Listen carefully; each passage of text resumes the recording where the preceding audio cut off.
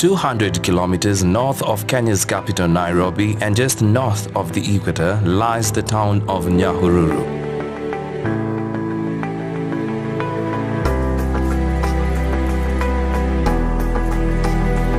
Nyahururu lies on the border of Laikipia and Nyandarua counties and is home to St. Martin Catholic Social Apostolate.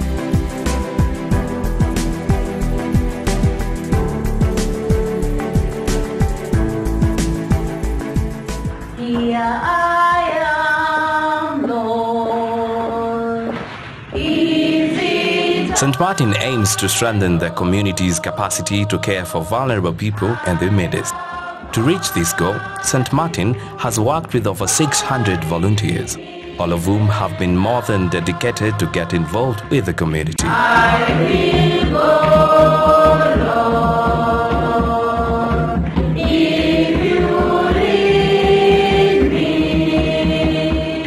I just wish to say that St. Martin is not here in the offices. This is where a lot of the technical work is done, and the actual heart, the heart of St. Martin is out there in the community, where people of goodwill spend every moment of their day making an effort to assist one another. And out there in the community, where the heart of St. Martin lies, is where we have discovered that people can live in solidarity. People can care for one another. And we have met many people of goodwill who always are ready to share and support one another.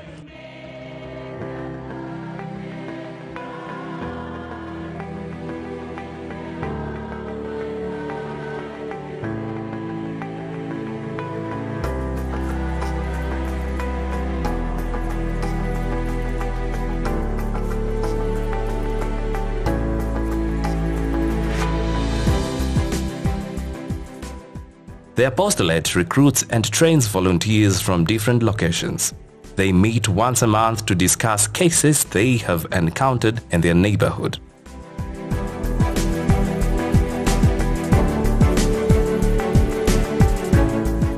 Most of the cases that we handle are of domestic violence, and more often than not, most of these cases are not reported.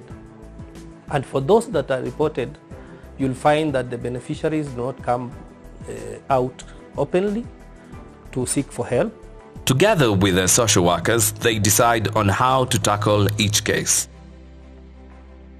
Lengo letu kama volunteers ni kuhamasisha jamii kuhusu dhulma za kijamii ambazo zimeathiri watu wengi sana, familia mingi sana zimeathirika na watu wamenyamazia sana, hawataki kuongea. Sisi kama volunteers tunajaribu kuwahamasisha waongee, wa open up kwa society, labda mtu atapata usaidizi, na tumefanikiwa kutatua shida mingi ingawa wengi wamenyamazia.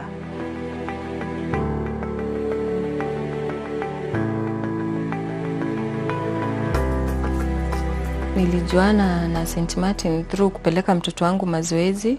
Niko na mtoto wako na ulemavu. Nikienda huko ndo physiotherapist wa mtoto wangu akaona niko na shida fulani na na struggle kimaisha na kimentally. Nikawaelezea what has happened. Walinipeleka kwa ofisi ya bega kwa bega, wakaniunganisha na social worker. Social worker nikawaelezea venye, wakaniuliza na nikawaelezea venye has happened. Ndo wakaniintroduce kwa volunteer wa area hii ya kwetu, na akakuwa akinifuatilia sana, anakuja nyumbani, anatuangalia venye tunakaa. Kwa wengine, kwa beneficiaries wengine, organization inawasaidia, wanawekewa biashara kidogo kidogo waweze kujikimu kimaisha, na sisi kama volunteers tunajaribu kuinvolve community, at least wainue hiyo biashara. Wakafanya mpango pia, nikawekewa biashara. Sasa hizi nauzanga kibanda ya soko, na feed watoto wangu, at the same time watoto wangu wanasoma, na naendelea kupona roho. Na nashukuru St. Martin, at the same time my volunteer wamekuwa msaada sana kwangu. Kuna kitu moja tu naweza waelezea huko nje. Watu wanapitia mambo mengi. Usiogope ku-open up. Ukiongea, usinyamazie shida zako. Na usione shida yenye unapitia ndio mwisho wako. Ongea hiyo kitu ikutoke. Tafuta mtu yeyote unaweza open up, mtu unaweza mtrust, uongee, usiogope kulia, usiogope kufanya nini. Just open up na utaheal. Mimi kama volunteer, I feel happy and I feel encouraged nikiona beneficiary ameinuka from grass to grace, na at least anaweza kujitegemea na kuwa so satisfied I've made a positive impact kwa maisha ya mtu. I would urge the community, tafadhali, there are people in our society wako so down, wako affected na gender-based violence na hawaongei. At least in one way or the other you can help through financial, material, advice, even reaching out to us. You can also be part of that growth, na we will also enjoy the joy of service together. So in that case, we are doing peace building in the community, we are creating awareness in the community, we are empowering the community on speaking up against sexual gender-based violence, and we are also doing community mobilization for survivors of domestic violence. We also thank the community for embracing what we initiated in the community so that we can have a just community for everyone in that community. Back in town, we're introduced to Njao, who many years ago was living on these streets. A social worker of the community program for children in need brought him to the St. Martin Rehabilitation Center for Boys.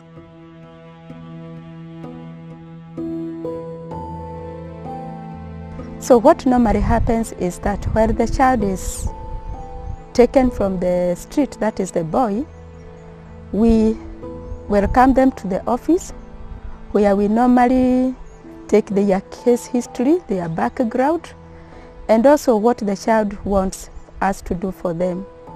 Then they are taken to the drop-in center. In drop-in center they stay for a span of 6 months, and the main purpose is to help this child stabilize. I was born in Shamata but brought up in different part of this country, but after for a period kidogo mamangu na babangu wakaweza kukosana, so waka break. So mimi ni second born, so tulikuwa na bradhangu mkubwa. The main cause ya kutoka nyumbani, it was mamangu alipoolewa, aliolewa tukiwa wawili, so huyo hakuwa my real dad, so ikawa ni vigumu sana kukuwa accommodated kwa hiyo family, so ikakuwa ni vigumu zaidi.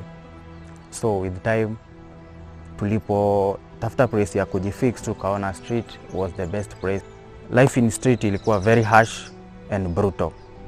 Nilikaa street for 4 years na hiyo maisha haikuwa nzuri. I remember kuna one of the social workers alikuwa anakuja kutuvisit time yenye mchana, anatuletea nguo na sometimes wanatupea food. Walikuwa wanatualika kwa kwa buildings zao, wanakuja wanatualika, wanatupea chakula and food. Then one day akakuja kwa street akatuelezea how good St. Martin ama kuna organization inaitwa St. Martin na umuhimu wake, akatueleza faida ya kujiunga na St. Martin. Then I felt hii life yenye naishi kwa street haistahili. If kama huyu mtu amenieleza hivi, then I think I should join him. In the case of John Jao, this is the boy we took in from the street at a tender age. We welcomed him to the office, interviewed him, and from the interview and what he was saying, he was more than willing to undergo rehabilitation. So baada ya kuchukuliwa na social worker, I was taken in one of the center inaitwa drop-in center, iko minor, na life yangu ilianza kuchange automatically. Juu mwanzoni sikuwa napata place ya kulala. Okay, definitely nilikuwa nalala nje ama place yenye haistahili. Tena kitu ingine, wajua wale watoto wa street, uchafu, they don't bathe. So nikapata place nzuri, kuna mtu ananidirect ananiambia you need to bathe, lazima ufue nguo, you need to do this and this. Tena nikafuzwa skills zingine kama kupika, you have to cook for yourself, no one to cook for you. So DIC nilisoma vitu mingi. On top nimeacha ile life yangu ya kutake drugs. So nikapata kumbe hii environment ni nzuri. Pia wale watu nilipatana na wao walinipea ushauri mkubwa, wakaniambia life maisha yako ita change with time, wakani encourage. Then nikaona kumbe I have a bright future. Then after hapo nikakaa for 6 months uko drop-in center, then nikakuwa promoted kwa center ingine inaitwa Rehabilitation Center for Boys.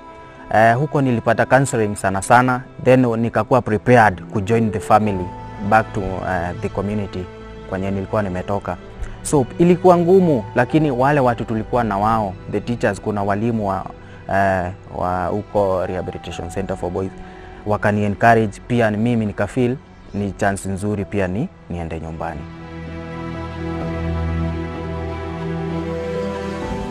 Allow me just to mention that we have 3 ways of reintegrating the children to the community. The first option is to take the child back to the parent, which we really value. And if that one is not possible, we liaise with the family and they introduce us to the extended families or relatives. So if it's not possible to integrate the child with the parent, we go for the second option, and that is the relatives. The relatives must be willing to host the child and to acquire all parental responsibilities as their own. If that option doesn't work, because sometimes we meet relatives who are not willing to acquire the parental responsibilities, with the permission of the parent, we place the child with a foster parent.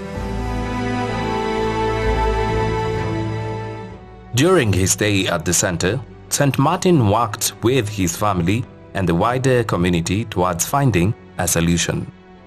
When a return to his family was not possible, St. Martin searched for a compatible and a desiring foster parent.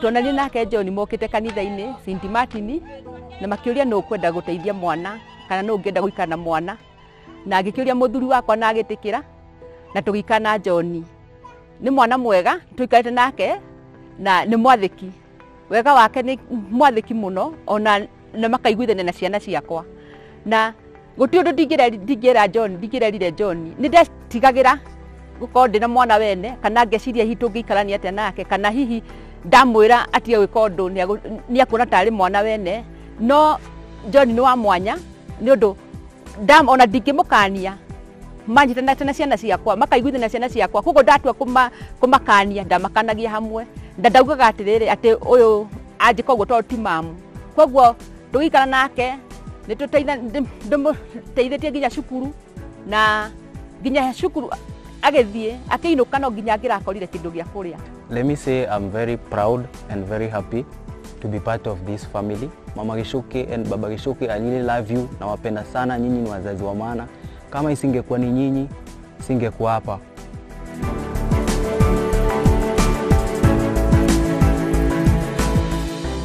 Koguo muthuri wakwa ni supportete muno na tugateithia mwana ucio na tikukorwo turi atongu muno ona tutikire pia muno kana turi indo nyingi, no kira twi nakio ni turateithanagia nakio. Wako ni uniform ndaragaga, wako ni gya kuria ndaragaga, maundu mothe maria ngirendire, wako ni birth certificate iyo ugokira ugathii ukamucariria, wako ni maundu maria aretio cukuru, wako ni guthii mucemanio wa ciari uka make sure ni uramukenia kana ni arona fiu ni umunyitirite mwana wa koguo ni mwana mwega na ni angenetie na ni aguthi kunene na ndimuhoire muno athie kunene.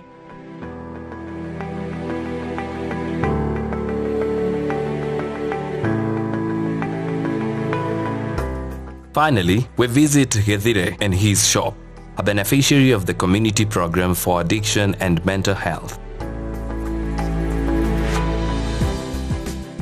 Githire has struggled for a long time with his addiction and suffered serious mental health issues before he was brought to St. Martin's attention.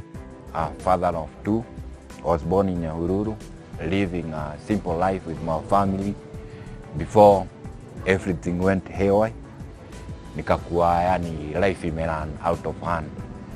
Ndivyo nikaanza kuingia kwa substance. I've been smoking for bang for a while. Baka nikafika extend ya kuilan out of control na nikaenda kama chizi, nika lose life yenyewe.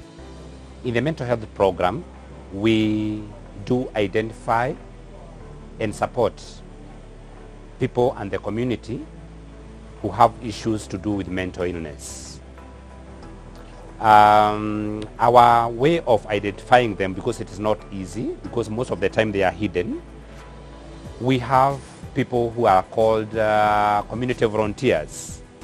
The community volunteers identifies the beneficiaries, the people with mental illness, and they refer them to the program. After they refer them to program, we go in their homes and do assessments with the volunteer. And after knowing and assessing, and we know that this person is mentally sick, together with the community, we look for funds to make sure that this beneficiary is treated. So we take them to psychiatric doctors where they are treated. Some outpatient, others inpatient.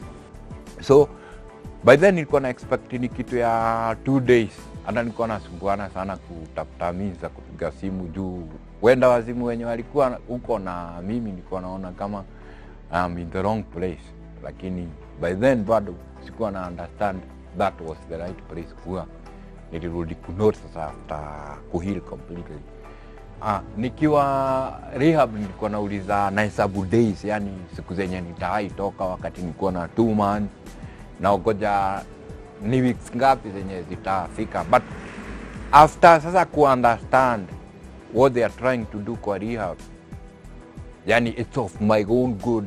After his rehabilitation, a volunteer walked the journey with Githire to help him take up his social life one more and not to fall back in his old habits. Kwendaga kuga Githire hindi ria nie ndamui e mundu mwega ngacoka kuona muguruki urathi bara atari nguo urathi atari iratu ti uhoro muhuthu ni uhoro ugukorwo uri ukiri uhoro gutura mundu no ningicokete ngagikiona Githire agigithia under medication na githia githondekwo agicoka agituika mundu wa gukihona. All of a sudden niho twanyitanire na Githire ni undu wa kwenda kumenya uria gukiruta wira. Kindo kiu ni ndakoretwo ngikimwiciria uria egwika na mawira maria ngikienda gukiruta. Agikinjira ni ekwenda guthi na mbere na wira wake wa waki wa furnitures. Na society wakichekigi mtu ame lose hope na life wasimchukuage tu for granted. Watu wengi ukua wanaweza jisaidia lakini they just need a support ya kumtoa tu kwa ile simu yenye iko, arudi kwa track, aanze kutembea, aanze kung'ang'ana na life kama watu wengine. Ningetaka ku-encourage society kama ingekuwa na power, mtu akiona chance ya kusaidia mtu mwenye akona hiyo problem, akona hiyo situation, arudi binadamu, ingekuwa of help. Mtu feel vizuri, yani akiona kuna mtu does care, yani there is somebody who cares. Gwendaga kuga muturire wa Githire ni ucenjetie ngoro citu na makiria muno ona spiritually. Tugakimenya atiriri ona mundu gukorwo akiri ihinda inene akigiriria maundu-ini kana rwarite ri, in fact ni tuonete ati mundu no ahone, ni tuonete ati kwina muguruki ungiuma bara ukiahone na nje gwika maundu make.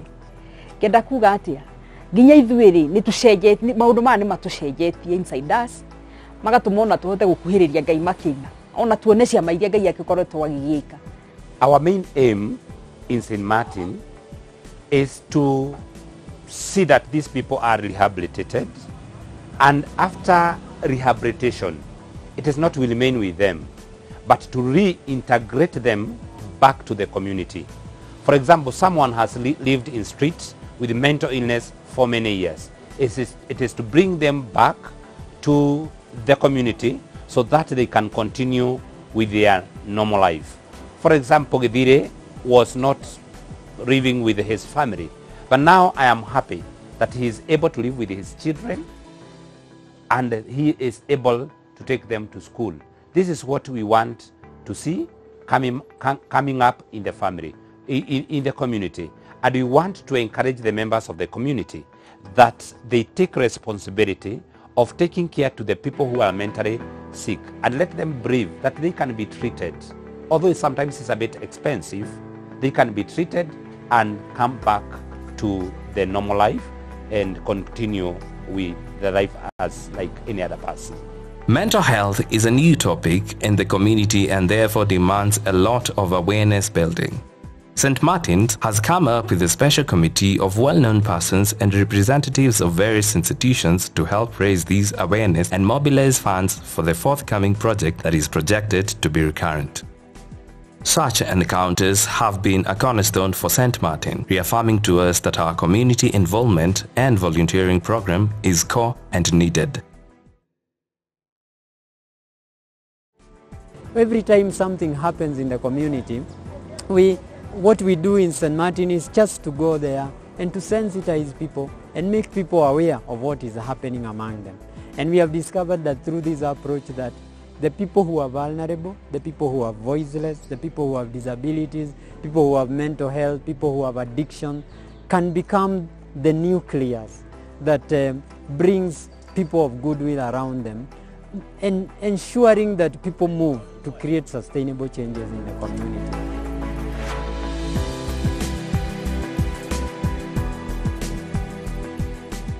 We involve the community even in the planning and managing of our programs.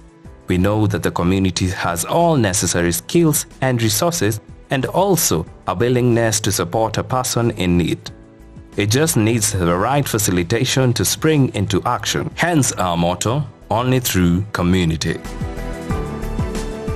Every encounter creates a lasting change in our hearts, and that is how our own lives have come to be transformed. And we invite all the members in the community to know that with every encounter with a vulnerable person, that can become a powerful transforming force, because it can be equated to an encounter with Jesus Christ himself. So we keep preaching this message to the community. Go there, touch the lives of another person. By touching their lives, your life will be touched also, and you can live a much more valuable life. So St. Martin is out there. What we do is to be like the yeast that transforms the community and spreads this message across so that everybody can seek what is more valuable in their lives and make better their own living. Thank you. It is in your willingness to support a person in need that we touch the community in the transformative way we have. We look forward to do more exploits.